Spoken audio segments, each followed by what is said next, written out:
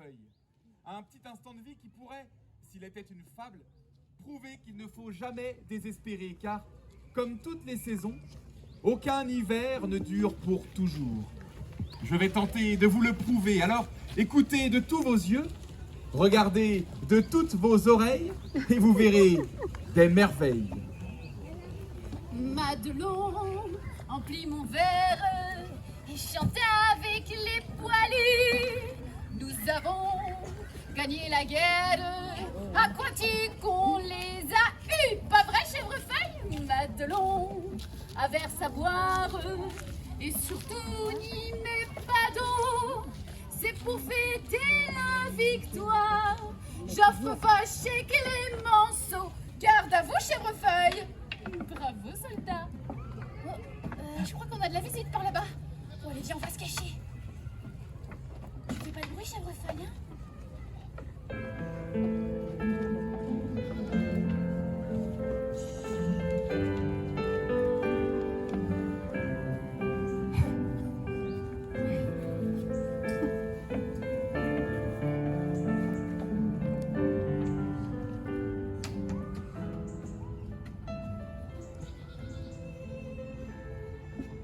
Heureux qui, comme Ulysse, a fait un beau voyage. Te revoilà au pays, mon gars. Au pays. Si tu savais comme tu m'as manqué.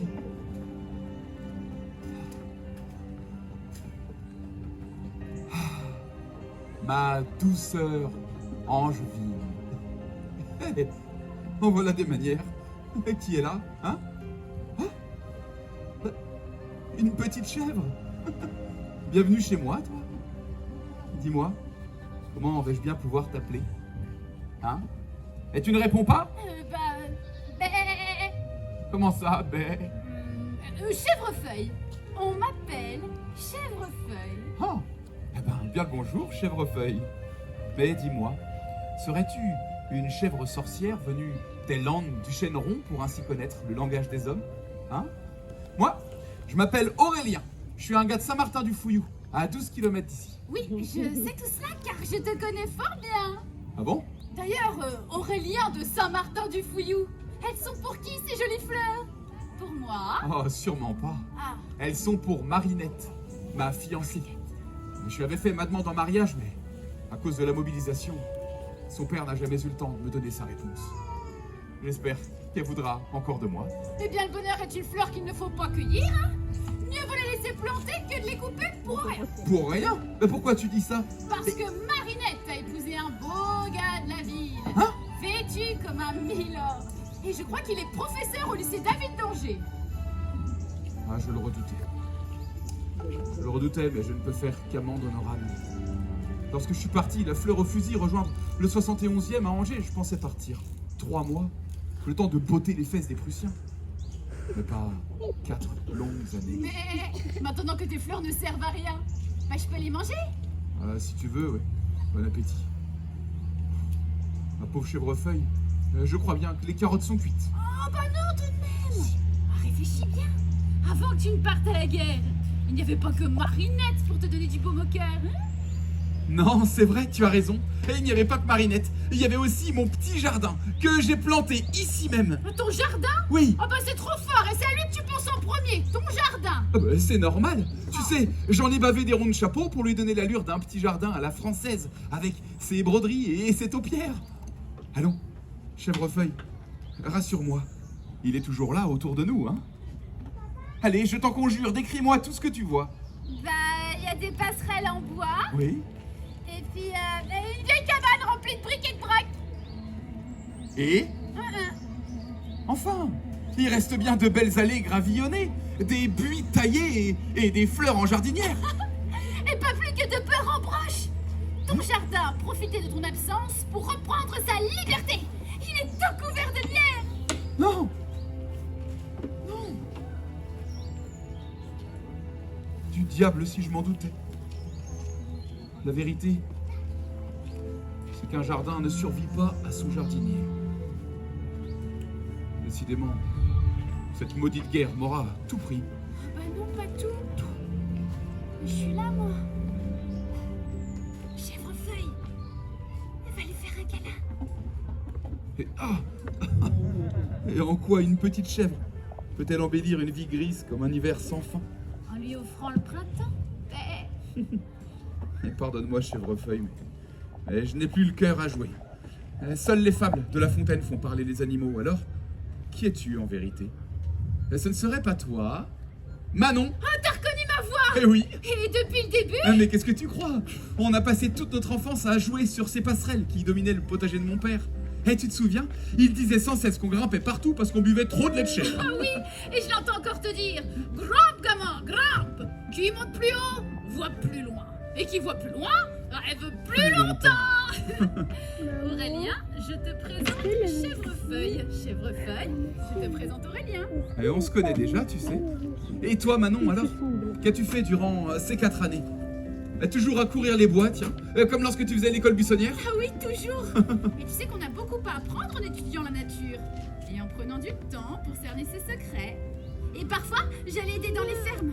Ou même à l'hôpital 102. Pour donner un coup de pouce aux infirmières qui soignaient les petits gars qui nous revenaient du front, tu sais.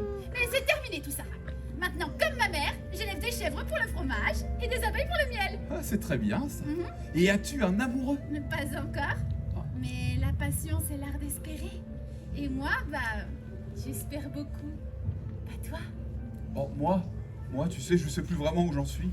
Mon petit jardin ayant disparu, j'ai plus rien à faire ici, alors.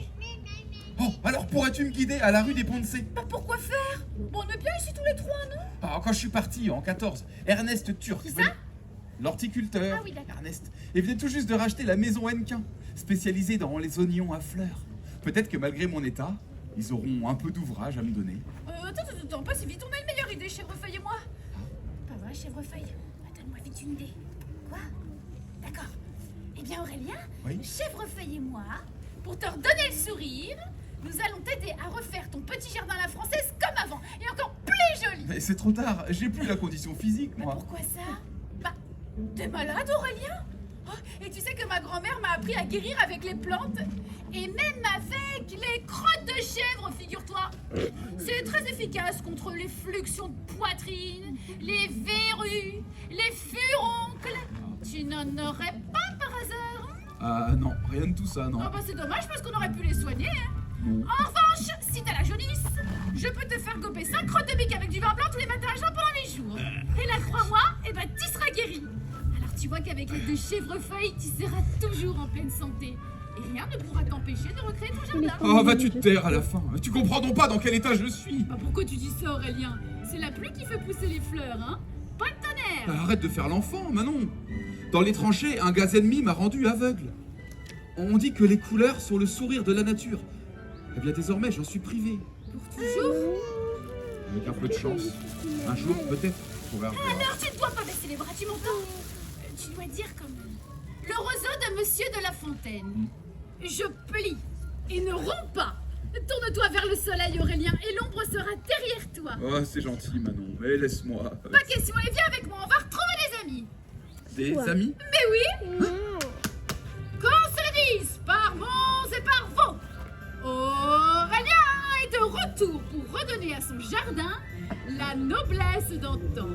La sieste est terminée, allez, debout là-dedans, on se réveille, mes gaillards. Et en exclusivité internationale pour vous, monsieur, dame, Madame la pioche. Ouais, salut, c'est bien moi. Bah dis donc, toi. Mazette, on t'avait pourtant dit de ne pas partir. Mais t'étais-tu comme une pioche? Regarde ton jardin maintenant, Aurélien. Il est tout moche. Oh, dis donc, elle n'est pas très commode, cette pioche, Aurélien. Ah non. Qu'est-ce que tu dis? Rien. Qu'est-ce que tu dis? Ouh là là, bon courage avec la dame. Merci. Par contre, Manon, ça, c'est pas une pioche, ça. C'est une bêche. Genre du coton. Ton retour est une sacrée bonne nouvelle, mon gaillard. Oui. Oh, j'ai les crocs qui me démangent pour aller taquiner la terre et les graviers. Moi, j'ai très faim. Moi, doucement, Aurélien, tu me chatouilles, hein? Tu me chatouilles. Pardon. Et si, au lieu de causer, on se remettait un petit peu au travail. Oui. Ton jardin est pêle-mêle, Aurélien. Il y a de l'ouvrage. Allez, zoupi, youpi là, wouhou, en avant. Et ben voilà, ça c'est une pioche, ça, Manon, tu vois. Oh, quelle joie de retrouver mes outils. Ah, si tu savais le temps que j'ai pris à les entretenir. Sur le manche du râteau, j'avais gravé la mort du père, et sur l'autre, les épousailles du cousin Gaston. Et sur celui-là, la date de la mobilisation. Ah, tu sais, Manon, avec eux, j'ai fait des merveilles. Et tu vas continuer à en faire des merveilles, je te le promets, Aurélien. Oh, arrête avec ça. Mais t'es aveugle. Et alors? Pour celui qui est déterminé à voler, ne pas avoir d'aile est un détail. C'est bien beau tout ça, mais moi je... Il n'y a pas de mais. Et toi qui aimes la nature plus que tout, bah, prends exemple sur elle. Admets que chaque coucher du soleil porte en lui la promesse d'une nouvelle aube. Alors en attendant que ta vue revienne, tu vas avoir la chance d'apprécier la nature autrement. La chance. Mais oui, la chance de sentir le parfum des plantes et des fleurs comme jamais. Oh, tu sais quoi? On devrait apprendre à traverser nos jardins en fermant les yeux pour profiter des arômes qu'ils nous offrent. Ah. Allez Aurélien, grise-toi du parfum des lys. Oui. Enivre-toi de l'odeur du lilas, du jasmin et des roses. Ah, ça, c'est un buis. Mais je le reconnais, ça sent le pipi de chat. Et à chaque averse, tu entendras toute une symphonie. Oh mais oui, c'est vrai, quand tombe la pluie, c'est tout le jardin qui chante. L'herbe frémit, le gravier crépite, les arrosoirs débordent et les grenouilles se mettent à chanter. C'est une grenouille, ça? Oui, mais je crois qu'elle est croisée avec une mouette. Et tu sais quoi, Aurélien? Du bout de tes doigts, tu pourras lire l'écorce des arbres, caresser les fleurs, frôler les feuillages. Et comme les anciens te l'ont appris, tu pourras plonger ta main dans la terre, l'effriter, la sentir sans avoir besoin de la voir pour la connaître. Oh, c'est vrai ça, quand on a une terre bien grasse, des mottes qui vous collent aux pognes, on sait qu'elle donnera tout ce qu'elle a dans le ventre. La nature ne dit jamais une chose contraire à la sagesse. Il suffit de l'écouter pour vivre pleinement. Aurélien, j'ai une surprise pour toi. Ah bon? Pendant ton absence, je me suis entraînée à tailler des arbustes. Et j'adorais faire ça. Chèvrefeuille, tu viens nous montrer? Allez, viens avec nous, Aurélien. Tu vas nous dire ce que tu en penses. Oui. Attention, tu es prêt? Surprise!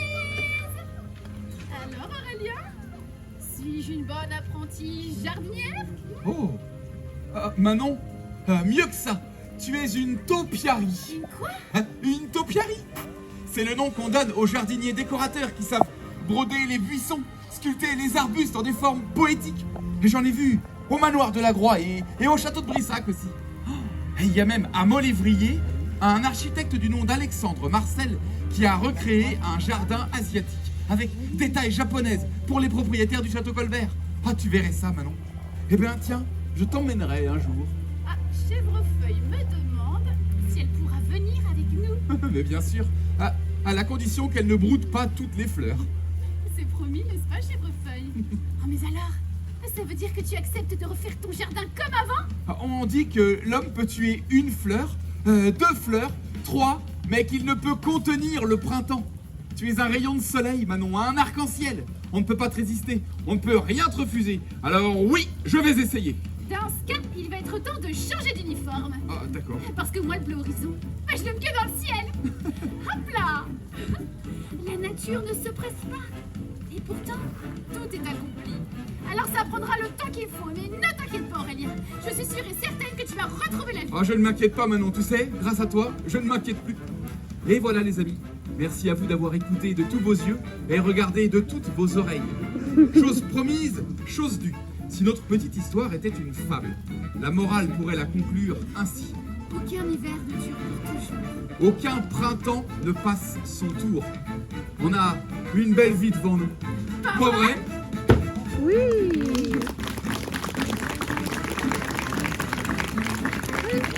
Bravo. Tu viens, Chèvrefeuille? On rentre à la maison? Les amis, Chèvrefeuille! C'est la star. Tu peux dire au revoir à tout le monde si tu veux, hein. Elle a dit au revoir à tout le monde si tu veux. Pas de problème. Elle l'a fait. Aurélien, tu fais chèvre de zéro? Oui, c'est ça, je connais. Bah oui. quoi.